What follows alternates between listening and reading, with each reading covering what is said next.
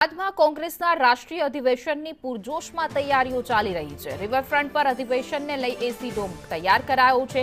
9 એપ્રિલે રિવરફ્રન્ટમાં કોંગ્રેસનું રાષ્ટ્રીય અધિવેશન મળશે। 8 એપ્રિલે કોંગ્રેસ વર્કિંગ કમિટીની બેઠક પણ યોજાશે।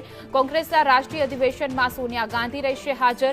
ખડગે અને રાહુલ ગાંધી સહિતના કોંગ્રેસના દિગ્ગજ નેતા છે તે ઉપસ્થિત રહેવાના છે, જેને લઈને હવે પૂરજોશમાં તૈયારીઓ થઈ રહી છે।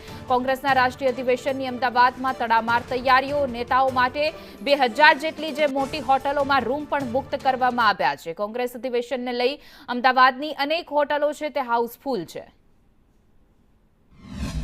ગુજરાત એટલે ભાજપનું ગઢ અને ભાજપના ગઢમાં કોંગ્રેસનું અધિવેશન મળવા જઈ રહ્યું છે, તેને લઈને સૌ કોઈની નજર આ અધિવેશન પર છે। ત્યારે અમદાવાદના રિવરફ્રન્ટ ખાતેના ઇવેન્ટ સેન્ટરની બાજુમાં આવેલા ગ્રાઉન્ડમાં અધિવેશનને લઈને તડામાર તૈયારીઓ છે તે કરવામાં આવી છે। વિશાળ એસી ડોમ બનાવવાની તૈયારી, સ્ટેજ બનાવવાની તૈયારી કરવામાં આવી છે।